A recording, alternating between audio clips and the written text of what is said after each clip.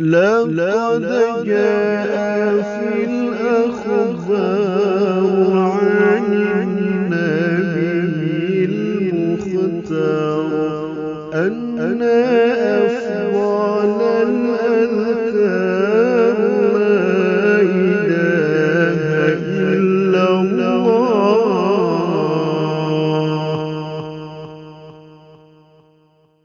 Ngomong begini, la saghirata idza qabalaka adluhu wala kabirata idza wajahaka fadluhu. Itu tidak ada dosa kecil kalau dihadapkan dengan keadilan Allah Subhanahu wa ta'ala. Sebaliknya jangan putus asa, kata Imam Ibnu Athaillah, tidak ada dosa besar kalau dihadapkan dengan rahmat Allah.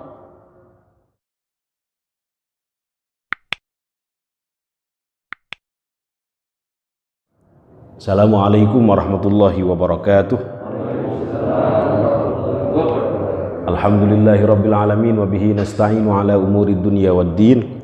Wassalatu wassalamu ala asyrafil anbiya'i wal mursalin sayyidina wa maulana Muhammadin wa ala alihi wa sahbihi ajma'in. Mari sama-sama Pak. Allahumma faqihna fid din wa 'allimna at-ta'wil. Allahumma inna nas'aluka al-afwa wal afiyah fid dini wad dunya wal akhirah. Allahumma inna nas'aluka imanan la yartad wa na'iman la yanfad wa murafaqata nabiyyikal mustafa sallallahu alaihi wasallam fi a'la jannatil khuld birahmatika ya arhamar rahimin walhamdulillahi rabbil alamin. Hadirin jamaah subuh Masjid Jami Assalam yang dimuliakan Allah Subhanahu wa ta'ala, mengawali kajian rutin hadis Arba'in Nawawi dalam kesempatan yang mulia ini, mari kita haturkan puji dan syukur kehadirat Allah Subhanahu wa ta'ala. Alhamdulillah, berkat rahmatnya, karunia-Nya, anugerahnya kita masih diberikan kesehatan, kesempatan, peluang untuk terus memperbaiki pengabdian dan penghambaan kita kepadanya.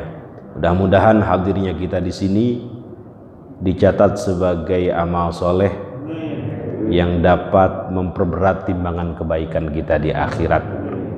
Amin amin ya rabbal alamin.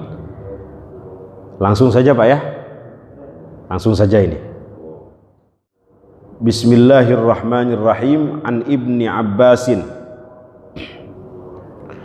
dari sahabat mulia Abdullah ibnu Abbas radhiyallahu anhuma, semoga Allah meridai Abdullah dan ayahnya Al-Abbas bin Abdul Muttalib.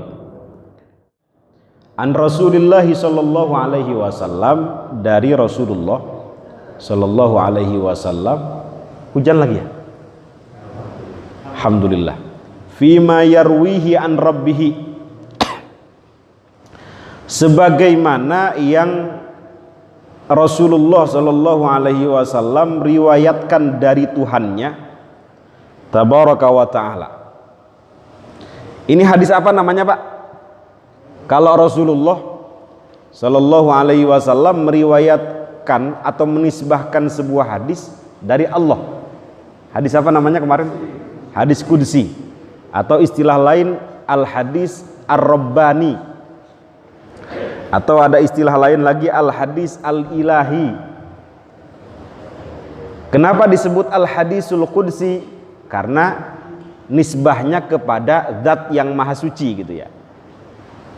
Kalau hadis itu dinisbahkan kepada Rasulullah sallallahu alaihi wasallam, itu namanya al-hadis al-marfu namanya. Dalam istilah ilmu hadis, al-hadis al-marfu, yang nisbahnya kepada Rasulullah. Kalau hadis itu nisbahnya disandarkannya kepada sahabat, ada lagi istilah lain tuh Pak, namanya al-hadithul mauquf. Al-hadith al-mauquf. Jadi ada hadis-hadis yang bersumber dari sahabat, tidak bersumber dari Nabi. Nah, itu namanya al-hadith al-mauquf. Kalau ada hadis yang nisbahnya kepada tabi'in atau sumbernya kepada tabi'in, dinisbahkan kepada tabi'in, itu namanya apa Pak? Namanya al-hadith al-maktu gitu ya. Jadi ini hadis dilihat dari penyandarannya. Kalau kepada tabi'in namanya al-hadith al-maktu. Kalau kepada sahabat namanya al-hadith al-mauquf. Kalau kepada Rasulullah sallallahu alaihi wasallam namanya al-hadith al-marfu. Kalau kepada Allah namanya al-hadith al-qudsi atau al-hadith ar-rabbani atau al-hadith al-ilahi. Terus apa perbedaannya dengan Quran? Kan sama-sama dari Allah juga itu. Tentu banyak perbedaannya Pak ya. Ini diantaranya saja. Kalau Al-Quran lafaz dan maknanya dari Allah. Kalau hadis qudsi maknanya dari Allah, lafadznya dari Rasulullah sallallahu alaihi wasallam. Perbedaan pertama. Perbedaan kedua, membaca Al-Quran setiap hurufnya dikalikan 10 kebaikan, bernilai ibadah maksudnya, daripadanya dihapus 10 kesalahan. Kalau membaca hadis qudsi ya paling 1 kali saja kebaikannya. Tetapi orang yang belajar hadis, pernah saya sampaikan, itu didoakan oleh baginda Nabi besar Muhammad sallallahu alaihi wasallam, wajahnya akan diberikan cahaya itu. Wajahnya akan diberikan cahaya. Dalam sebuah hadis, naddarallahu imra'an sami'a maqalati fawa'aha wa hafidhaha wa addaha kama sami'a itu.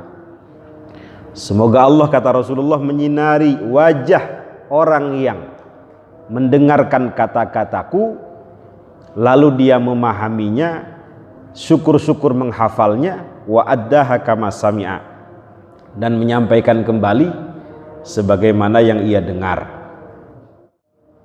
Itu perbedaan kedua. Jadi Al-Quran setiap hurufnya, kata Rasulullah, analah aqulu alif lam mim harfun walakin alifun harfun ya, lamun harfun, mimun harfun. Saya tidak mengatakan alif lam mim itu 1 huruf, tetapi alif 1 huruf, lam 1 huruf, mim 1 huruf. Jadi 3 huruf. Daripadanya dikalikan 10 kebaikan, kemudian dihapus 10 kesalahan. Perbedaan ketiga, hadis qudsi tidak mesti mutawatir, adapun Quran harus mutawatir. Quran disebut Quran, mungkin pernah saya sampaikan, itu kalau memenuhi 3 syarat. Pertama harus mutawatir, kedua harus sesuai dengan qawaidul lughah al-arabiyah, kaidah-kaidah bahasa Arab, ketiga harus sesuai dengan Rasmul Utsmani. Misalnya Pak ya, ada Quran sesuai dengan Rasmul Utsmani penulisannya, kemudian sesuai dengan kaidah-kaidah bahasa Arab, tapi tidak mutawatir. Quran apa bukan Pak? Bukan, karena ada syarat yang kurang itu. Misalnya ada Quran mutawatir, kemudian sesuai dengan Rasmul Utsmani, tapi tidak sesuai dengan qawaidul lughah al-arabiyah, itu bukan Quran. Jadi 3 ini menjadi syarat Quran disebut Quran. Mutawatir apa? Sesuai dengan qawaidul lughah al-arabiyah. Ketiga, sesuai dengan penulisan Rasam Utsmani. Dari Rasulullah sallallahu alaihi wasallam fima yarwihi an rabbih, sebagaimana yang beliau riwayatkan dari Allah, dari Tuhannya tabaraka wa taala, innallaha katabal hasanat, sesungguhnya Allah subhanahu wa taala telah menulis al hasanat, kebaikan-kebaikan, wasayyiat, dan keburukan-keburukan. Ditulis di mana Pak? Di Lauhil Mahfud ya. Tsumma bayyana dzalika. Kemudian bayyana di sini kembalinya ke siapa? Ke Allah. Tsumma bayyana dzalika. Kemudian Allah menjelaskan dzalika. Kembalinya kepada al-hasanat dan sayyiat. Menjelaskan kebaikan-kebaikan dan keburukan-keburukan itu. Faman hamma, maka barang siapa yang berkeinginan atau memiliki motivasi, cita-cita bihasanatin dengan satu kebaikan, falam ya'malha, lalu ia tidak melakukan hasanah tersebut, kebaikan tersebut, katabaha indahu hasanatan kamilah, maka Allah Subhanahu wa ta'ala menuliskan hak kebaikan tersebut, maksudnya niat untuk melakukan kebaikan tersebut, indahu di sisinya, hasanatan kamilah, dengan satu kebaikan yang sempurna. Bapak sudah niat ingin umroh misalnya, tetapi tidak bisa Bapak lakukan. Nah, niatnya itu sudah dicatat sebagai hasanatan kamilah. Jadi pentingnya niat itu. Atau boleh jadi kenapa tidak umroh? Ada sesuatu yang lebih penting dari itu, misalnya menolong tetangga yang mungkin kena musibah kebakaran sampai dia fakir, sampai dia bangkrut misalnya. Akhirnya dia tidak jadi umroh. Nah, niatnya itu sudah dicatat oleh Allah sebagai hasanatan kamilah, plus dia membantu orang yang kena musibah. Itu dua berarti. Ini diskonan dari Allah, ini luar biasa untuk umat Rasulullah, Bu ya, Pak ya. Niatnya saja, motivasinya saja, meskipun tidak jadi dilakukan, itu dicatat sebagai hasanatan kamilah, kebaikan yang sempurna. Wa in hamma, dan apabila hamma, ia bercita-cita, berkeinginan, biha, dengan kebaikan tersebut, fa'amilaha, lalu dia mengamalkan kebaikan tersebut. Jadi dia punya cita-cita melakukan kebaikan, punya niat melakukan kebaikan, kemudian kebaikan tersebut dilakukan. Katabahallahu indahu asyra hasanat, maka Allah Subhanahu wa ta'ala menulis kebaikan tersebut, indahu, di sisinya, asyra hasanat, 10 kebaikan, ila sab'imi'ati dhi'afin, sampai 700 kebaikan, ila ad'afin katsirah, bahkan sampai yang tidak terhingga, ya, saking banyaknya pahala yang diberikan. Ini kalau kebaikan itu sampai dilakukan, bisa diberikan pahala 10 kebaikan, atau kalau dia mungkin kadar keikhlasannya luar biasa, sampai 700 kali lipatnya dari kebaikan itu, atau tidak terhingga sama sekali, ila ad'afin katsirah. Ini bonus luar biasa ini dari Allah Subhanahu wa ta'ala. Saya baca dulu Pak ya hadisnya ya. Wa in hamma, dan apabila hamma, ia bercita-cita atau berkeinginan, bisayyi'atin, dengan satu keburukan, falam ya'malha, namun ia tidak melakukan keburukan tersebut, sayyi'ah tersebut, katabahallahu indahu hasanatan kamilah, maka Allah Subhanahu wa ta'ala menulis sayyi'ah tersebut, artinya merubah dari sayyi'ah itu di sisinya, indahu hasanatan kamilah, menjadi kebaikan yang sempurna, satu kebaikan yang sempurna. Kalau keburukan itu tidak dilakukan. Bisa dipahami Pak? Bapak ingin melakukan keburukan, tetapi keburukan itu tidak jadi dilakukan, masih angan-angan, masih niat gitu, tidak jadi dilakukan, itu menjadi berubah posisinya menjadi kebaikan, hasanatan kamilah. Luar biasa ini, malah dicatat sebagai kebaikan yang sempurna. Makanya dalam Quran itu, in tajtanibu kaba'ira ma tunhauna anhu nukaffir ankum sayyi'atikum wa nudkhilkum mudkhalan karima, itu ya. Kalau kita menjauhi dosa besar, menjauhinya saja itu, selain diampuni dimasukkan ke dalam surga, menjauhinya saja. Makanya ada satu kisah yang sering saya sampaikan tuh, yang kisah masyhur itu Pak ya. Orang itu ditolong karena menjauhi maksiat. Ada 3 orang lagi jalan-jalan, tiba-tiba hujan besar. Kemudian 3 orang ini masuk ke dalam gua. Ini hadis riwayat Imam Bukhari ini. Masuk ke dalam gua. Tiba-tiba guanya tertutup itu. Ini ada suara apa ya Pak?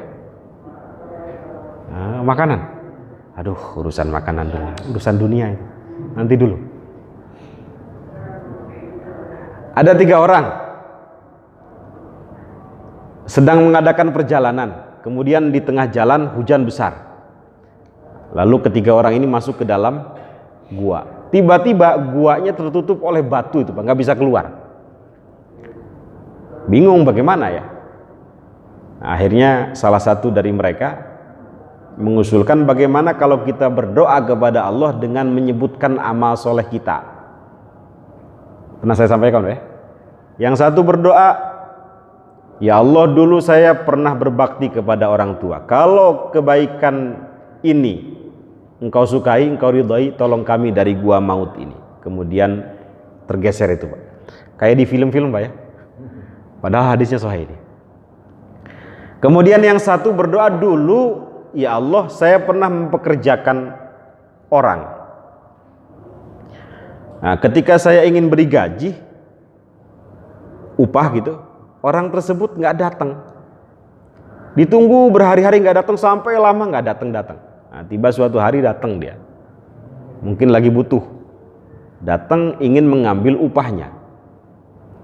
Sementara upahnya ini sudah saya kembang biakan gitu, sudah beranak pinak kambingnya, pokoknya udah banyak itu. Nah, kemudian semua uang hak dia yang menjadi hak dia, termasuk yang sudah berkembang biak itu saya berikan kepada dia. Kalau ini sebuah kebaikan, kata orang tersebut, tolonglah kami dari gua maut ini.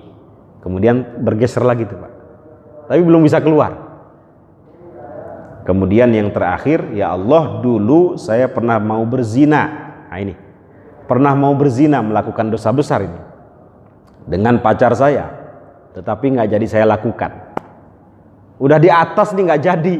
Inni akhafullah, begitu. Saya takut kepada Allah Subhanahu wa taala. Kalau ini sebuah kebaikan, tolong kami dari gua maut ini. Kemudian bergeser batu itu, 3 orang tersebut bisa keluar dengan selamat. Itu salah satu keutamaan menjauhi dosa besar, akan ditolong oleh Allah Subhanahu wa taala. Dan ini juga termasuk dalil bolehnya wasilah Pak ya. Dalil bolehnya berdoa dengan menyebutkan amal soleh. Jadi tawasul tuh boleh Pak. Tawasul ada 3 Pak ya.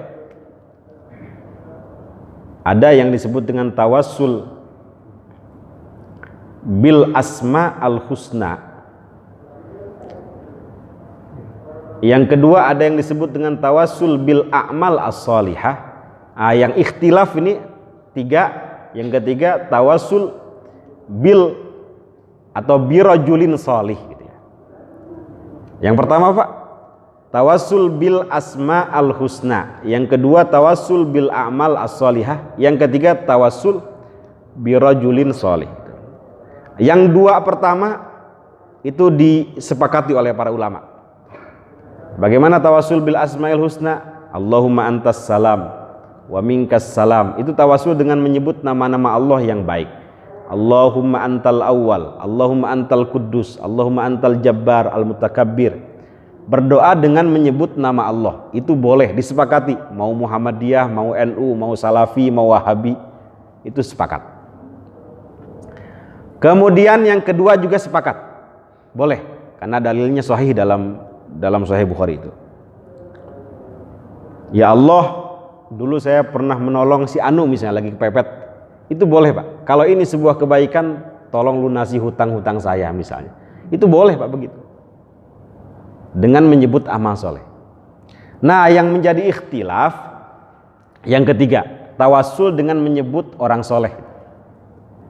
Menurut sebagian yang tidak setuju, ya itu khusus untuk Nabi saja. Untuk selain Nabi nggak boleh. Dan itu pun ketika Nabi masih hidup.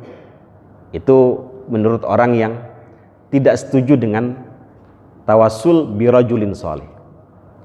Jadi bolehnya itu hanya untuk Nabi, tawassul kepada Nabi, dan itu ketika Nabi masih hidup. Adapun Nabi sudah meninggal tidak boleh.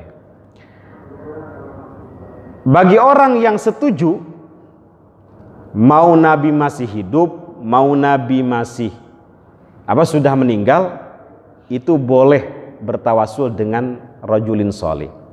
Bahkan tidak hanya kepada Nabi, ya kepada selain Nabi selama dia soleh. Ada satu riwayat itu Sayyidina Umar bertawassul dengan Al-Abbas bin Abdul Muttalib, pamannya Nabi. Allahumma inni as'aluka bijahil Abbas, dengan menyebut keistimewaan atau kedudukan Al-Abbas. Itu boleh. Jadi dengan menyebut nama orang. Pendapat yang mengatakan bahwa itu khusus pada masa Nabi masih hidup saja, itu dibantah oleh orang yang setuju itu. Kenapa? Itu masih diamalkan. Ya, ada doa yang dulu diajarkan oleh Nabi kepada seorang yang buta. Wahai Rasulullah, tolong doakan saya agar saya sembuh dari buta saya. Kata Nabi, isbir, bersabarlah. Datang lagi, tolong Nabi doakan agar saya sembuh dari buta saya. Isbir, kata Nabi, bersabarlah. Nah, kemudian setelah itu karena minta terus, diberikan doa oleh Rasulullah. Kalau begitu kamu wudu, kemudian sholat hajat.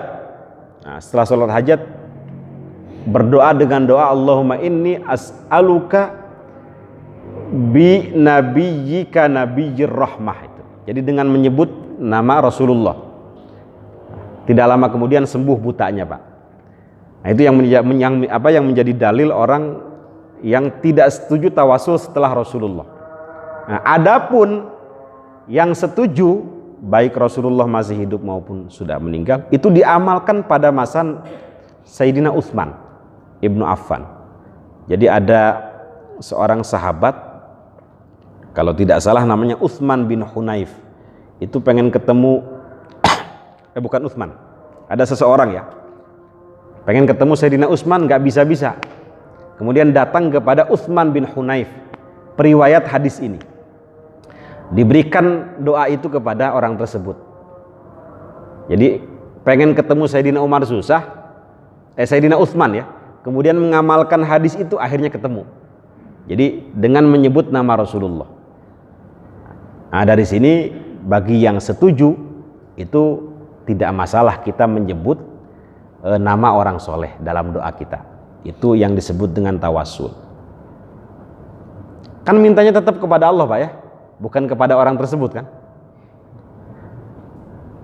Mintanya tetap kepada Allah. Allahumma, nah, baru inni as'aluka bijahil Abbas. Ya Allah, aku memohon kepada engkau dengan kemuliaan Abbas, dengan kedudukan Abbas di sisimu. Nah, itu boleh. Ustadz milih kemana? Condong kemana?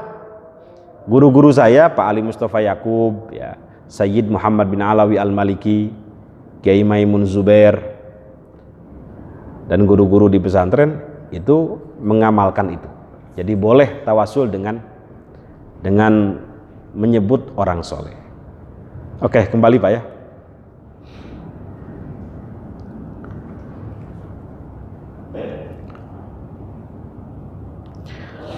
Wa in hamma, sedikit lagi. Dan apabila ia bercita-cita biha dengan keburukan tersebut, melakukan keburukan tersebut, fa'amilaha lalu ia melakukannya. Jadi sudah ada niat, kemudian niat itu dia lakukan, keburukan itu dia lakukan, katabahallahu sayyi'atan wahidah, maka Allah Subhanahu wa taala menulis baginya, menulis keburukan tersebut ya yang sudah diamalkan, sayyi'atan wahidah, satu keburukan saja. Rawahul Bukhari wa Muslim fi sahihaihima bihadhil huruf. Diriwayatkan oleh Imam Al-Bukhari dan Muslim dalam dua sahih mereka dengan redaksi yang seperti ini, dengan huruf-huruf yang seperti ini. Ini merupakan anugerah dari Allah Subhanahu wa taala kepada umat Islam, kepada umat Rasulullah Shallallahu alaihi wasallam agar terus melakukan kebaikan, Pak ya. Tetapi mohon maaf, Pak, meskipun keburukan itu ditulisnya hanya satu, jangan sampai meremehkan, Pak ya. Jangan sampai meremehkan gitu. Kalau sampai meremehkan itu bisa menjadi besar itu, Pak. Itu Imam Ibnu Athaillah kalau tidak salah ngomong begini, la saghirata idza qabalaka adluhu wala kabirata idza wajahaka fadluhu. Itu tidak ada dosa kecil kalau dihadapkan dengan keadilan Allah Subhanahu wa taala. Sebaliknya jangan putus asa, kata Imam Ibnu Athaillah. Tidak ada dosa besar kalau dihadapkan dengan rahmat Allah. Pernah saya sampaikan itu riwayat Imam Muslim, Abu Hurairah ditanya, wahai Abu Hurairah,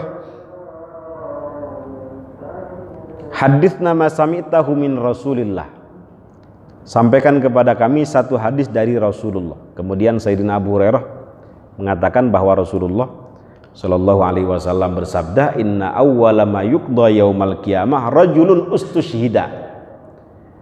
Nanti pada hari kiamat orang yang pertama kali disidang adalah orang yang mati syahid. Kemudian ditanyakan oleh Allah, madza amilta fid dunya, apa yang kau lakukan di dunia? Oh, saya berperang di jalanmu karenamu. Bohong, kata Allah, kadzabta. Engkau berperang, berjuang, berjihad bukan karena aku, bukan di jalanku, tetapi liyuqala jariun, itu hanya karena ingin dianggap, Pak, itu orang yang pemberani saja, hanya karena ingin dianggap. Itu kan apa ya, niat yang mungkin sekilas, Pak ya, hanya karena ingin dianggap, amalan jihadnya menjadi tidak ada apa-apanya, amalan jihadnya ya menjadi hangus gitu, akhirnya dilempar ke dalam neraka. Itu begitupun orang alim, liyuqala alimun, hanya karena ingin dianggap orang sebagai orang alim, dimasukkan ke dalam neraka. Ada seorang perempuan ahli ibadah, imro'atun abidah, itu dilemparkan ke dalam neraka hanya karena mengurung seekor kucing, nggak dia kasih makan, nggak dia kasih minum, mati itu, Pak. Padahal ahli ibadah. Sebaliknya ada seorang pelacur, apa pelacur ya, WTS, wanita tuna susila. Kalau orang nggak bisa mendengar, tunarungu. Kalau orang tidak bisa melihat, apa Haji Nasruh? Tunanetra. Kalau tidak bisa bicara, tidak bisa bicara. Bicara. Kalau jomblo, tuna asmara kalau jomblo. Atau tuna bojo. Nah, ini tuna susila atau pezina lah. Bahasa Quran itu pezina. Jadi suatu hari dalam Sahih Bukhari itu dia kehausan, nyari sumur, ketemu sumur, kemudian dia lepaskan selendang dari pundaknya, talikan ke sepatunya, dia ambil air dari sumur, minum selesai, lepas dahaganya, naik ke atas, ada anjing yang sedang menjulur-julurkan lidahnya, tanda bahwa anjing itu kehausan. Tanda bahwa anjing itu kehausan. Kemudian dia balik lagi, lepaskan lagi selendangnya, ia talikan lagi ke sepatunya. Nah, kemudian diambil air itu dari sumur, diberikan kepada anjing tersebut sampai selesai, lepas dahaganya. Apa kata Rasulullah? Faghfarolaha, wanita yang seumur hidupnya melakukan zina itu, imra'atun mumisah bahasa hadisnya itu diampuni kesalahan-kesalahannya. Padahal mungkin sepele Pak ya, air nggak ada harganya, tetapi yang sepele ini ternyata di hadapan Rasulullah, di hadapan Allah Subhanahu wa ta'ala besar nilainya. Maka jangan sampai itu meremehkan hal-hal yang kecil itu, karena boleh jadi nilainya besar di hadapan Allah. Pak Haji Suyadi ada nggak? Pak Haji Suyadi? Pak Asep? Pak Asep?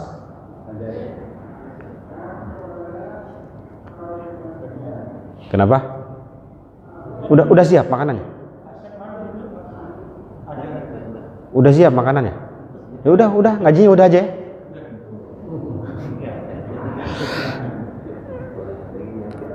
Nih ngaji jiping tuh begini nggak enaknya. Ngaji kuping. Enaknya ngaji itu pakai kitab, ngelogat gitu ya, nulis informasi-informasi yang saya sampaikan mungkin ada yang bermanfaat ditulis. Bisa nggak kira-kira begitu, Pak Haji? Ya. Ini terakhir Pak ya, mungkin sampai isyrok. Isyroknya jam berapa? 5:30, oke.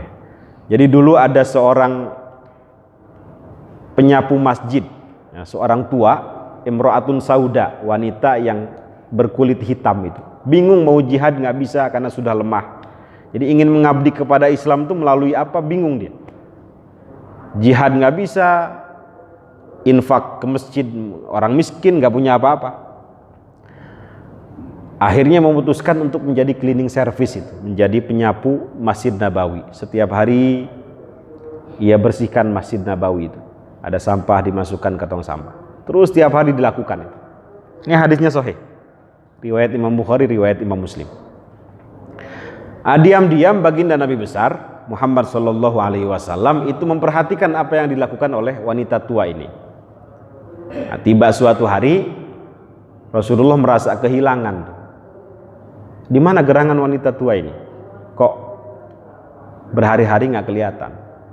Nah, tiba-tiba ada sahabat menjawab bahwa wanita tua ini sudah meninggal dunia. Kaget Rasulullah itu.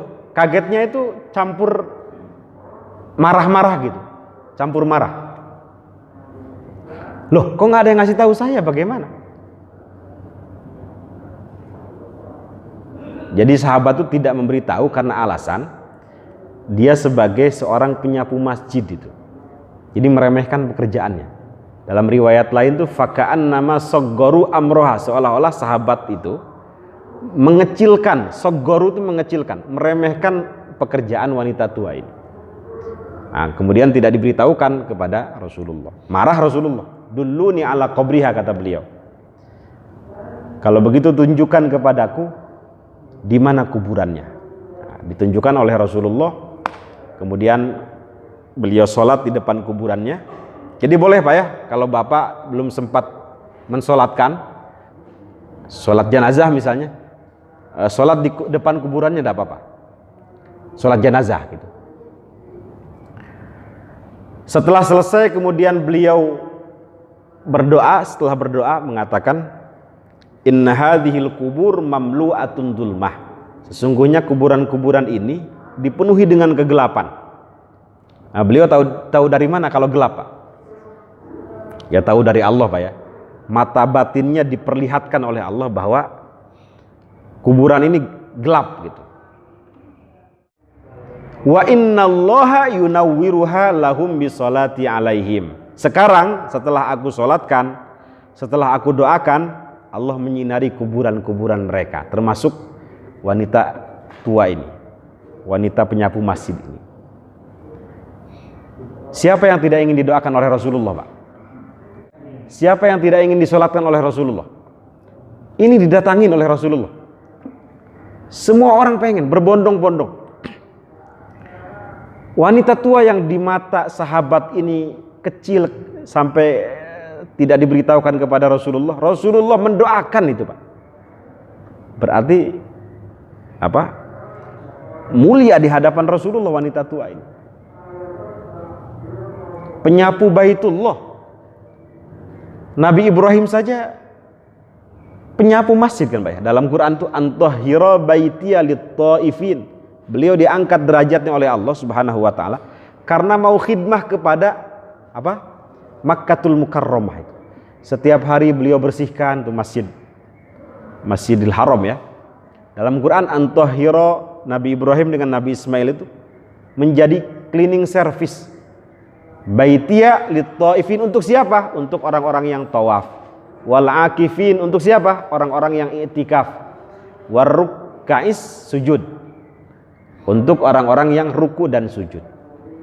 Diangkat derajatnya oleh Allah Subhanahu wa taala sampai posisi Abul Anbiya, Khalilur Rahman karena mau khidmah kepada hamba-hamba Allah. Maka Bapak begitu tuh, Pak. Berupaya untuk seperti itu. Saya itu mohon maaf.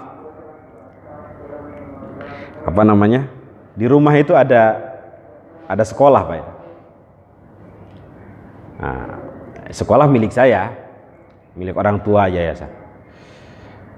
Adik saya itu sekolah di dalam, itu bayar, Pak, harus bayar. Ya bisa aja sebenarnya nggak bayar, Pak ya. Milik sendiri, bayar. Kenapa? Harus ada pengorbanan. Kalau ingin diangkat derajatnya oleh Allah Subhanahu wa taala, harus ada pengorbanan, jangan maunya gratis terus begitu. Korban fisik, korban isi pesak. Nah, itu Nabi Ibrahim itu korban fisik. Bahkan anaknya sendiri itu mau dikorbankan kan? Nabi Ismail.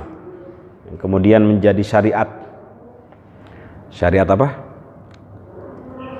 Idul Adha itu, syariat kurban. Di Madura itu ada orang Madura? Pak RW Madura ya? Di Madura itu ada kiai besar namanya Kiai Khalil Bangkalan. Pernah dengar, Pak ya? Punya murid pendiri Nahdlatul Ulama siapa? Kiai Hasyim Asy'ari. Jadi dulu Kiai Hasyim Asy'ari itu mondok di tempatnya Kiai Khalil Bangkalan gitu. Nggak mondok tapi suruh nganggon itu apa ya? Bukan kuda, kambing. Ngangon. Mengembala. Ngangon wedus lah gitu. Pagi ngangon gitu, pulang sore. Ketika pulang selesai mengembala itu, Hasyim Asy'ari muda melihat gurunya Kiai Khalil Bangkalan tuh agak sedikit sepertinya ada masalah ini. Termenung di bawah masjid gitu. Ada apa gerangan guru kok sepertinya ada sesuatu, ada masalah apa? Ini cincin pemberian istri saya itu masuk ke dalam septic tank itu. Ya takutnya ketahuan gitu ya, namanya pemberian kan harus dijaga, Pak ya. Itu tanpa pikir panjang, Hasyim Asy'ari muda itu. Izin Kiai, bagaimana kalau saya ambil? Bayangkan Pak, septic tank santri itu besarnya seperti apa? Santrinya ribuan.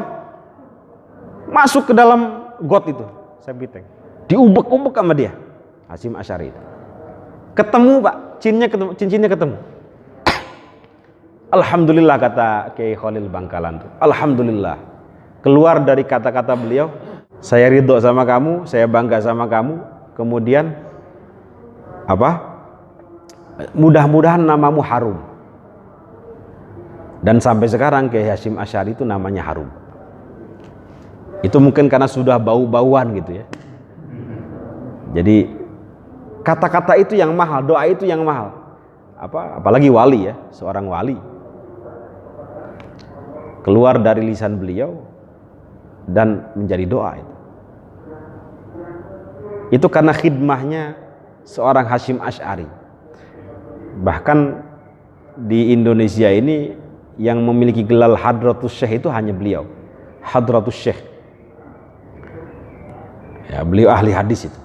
hafal Kutubus Sittah. Kiai Hasyim Asy'ari, sanad hadis saya ke beliau. Saya, Pak Ali Mustafa Yakub, Kiai Idris Kamali, Kiai Hasyim Asy'ari. Itu karena mau khidmah, diangkat derajatnya oleh Allah, khidmah kepada guru ya, diangkat derajatnya oleh Allah Subhanahu wa Ta'ala, sampai sekarang namanya tidak pernah padam. Kitab-kitabnya terus dikaji, didoakan oleh para santri-santrinya. Itu karena khidmah kepada Islam, kepada guru. Makanya mohon maaf, ada ulama di Mekah itu namanya As-Sayyid Muhammad bin Alawi Al-Maliki. Ini mungkin buat adik-adik, nggak ada ya, ini adik-adik tua semua ini.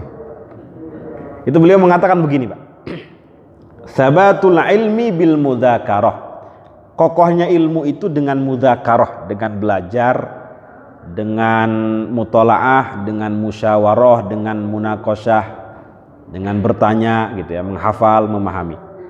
Kalau mau kokoh ilmu itu harus seperti itu. Tetapi tidak cukup itu Pak. Wa barakatuhu bil khidmah, ilmu itu juga butuh berkah.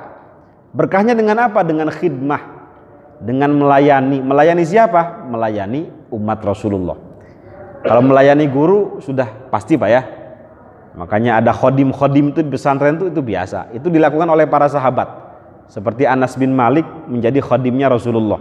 Rasulullah mau kemana, disiapin tempat duduknya. Rasulullah mau kemana, bajunya disiapin, bigolnya atau untanya disiapin. Itu khidmah kepada Rasulullah. Atau kalau saya di pesantren itu, kalau pengen berkah kata saya, jadi ilmu itu nggak cukup banyak yang ilmunya luas, tetapi nggak berkah itu juga percuma Pak ya. Artinya nggak bermanfaat sama sekali untuk dirinya, untuk masyarakatnya. Saya katakan kalau mau khidmah, kalau tidak bisa sama guru misalnya untuk sekarang, itu sesama teman.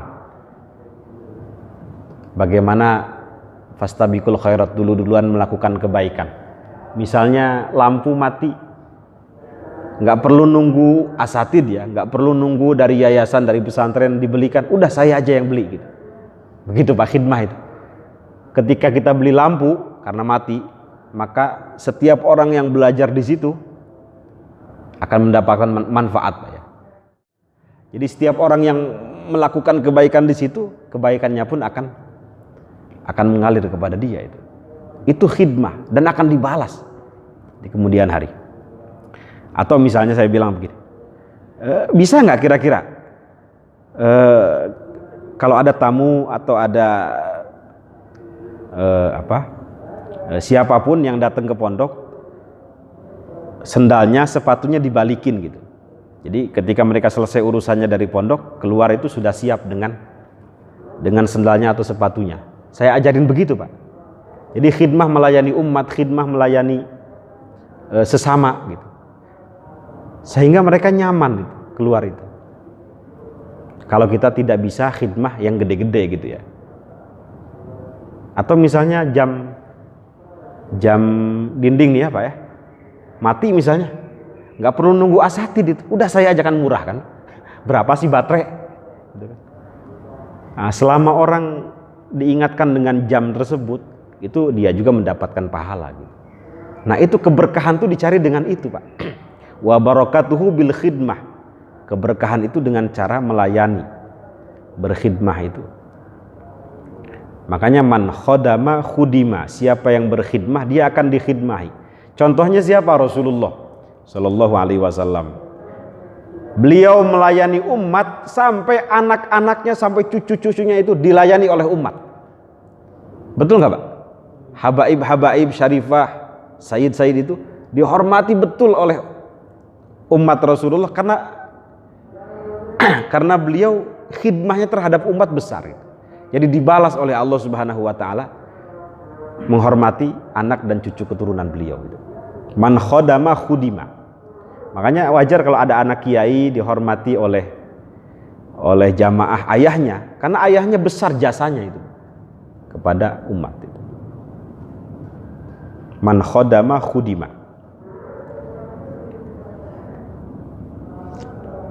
Ini untuk santri sebenarnya. Nah, terakhir kata Said Muhammad bin Alawi Al-Maliki, wa naf'uhu biridhas syekh. Jadi nggak cukup berkah, nggak cukup kokoh ilmu itu, tetapi butuh manfaat. Manfaatnya dengan apa? Biridhas syekh, dengan keridhaan seorang guru. Thabatul ilmi bil mudzakarah wa barakatuhu bil khidmah wa naf'uhu biridhas syekh. Oke, kembali Pak, kemana-mana nih. Jadi tadi seorang wanita tua yang meninggal itu disolatkan oleh Rasulullah, didoakan oleh Rasulullah Shallallahu Alaihi Wasallam, tanda bahwa orang tersebut mulia di hadapan Rasulullah. Mohon maaf, Rasulullah itu jangankan doanya yang jadi rebutan, jangankan solatnya yang jadi rebutan, bekas air wudhunya jadi rebutan, Pak. Bekas air wudhunya jadi rebutan, ludahnya jadi rebutan. Kan nggak mungkin, Pak ya, bapak saya ludahin gitu, peyok begitu kan nggak mau pasti ya. Tapi kalau Rasulullah begitu, Shallallahu Alaihi Wasallam, itu air ludahnya menjadi rebutan para sahabat. Hadisnya sahih riwayat Imam Muslim. Hadisnya sahih riwayat Imam Muslim. Siapa periwayatnya itu? Urwah bin Mas'ud. Apa kata beliau? Laqad wafadtu 'alal muluk. Saya sudah jalan-jalan ketemu dengan raja-raja. Wa wafadtu 'ala Qaisar. Saya ketemu dengan raja Qaisar. Qaisar itu mana, Pak? Romawi ya? Qaisar. Wa wafadtu 'ala Kisra. Kisra itu Persia. Wa wafadtu 'ala Najasyi. Najasyi itu Ethiopia. Raja untuk Ethiopia, gelar raja untuk raja-raja Ethiopia. Apa kata Urwah bin Mas'ud? Wallahi, setelah sering ketemu raja-raja itu, wallahi in ra'aitu malikan qat yu'allimuhu ashabuhu ma yu'allimu ashabu Muhammadin sallallahu alaihi wasallam Muhammadan. Demi Allah, saya tidak pernah melihat satu raja pun yang begitu dihormati oleh rakyatnya, oleh sahabatnya, yang begitu dimuliakan, diagungkan oleh kawan-kawannya, melainkan baginda Nabi besar Muhammad sallallahu alaihi wasallam yang begitu dimuliakan oleh para sahabatnya. Wallahi, kata Urwah, intanahkhoma nukhomah, kalau beliau meludah illa waqa'at fi kaffi rajulin minhum, melainkan ludah itu sampai ke telapak tangan sahabatnya.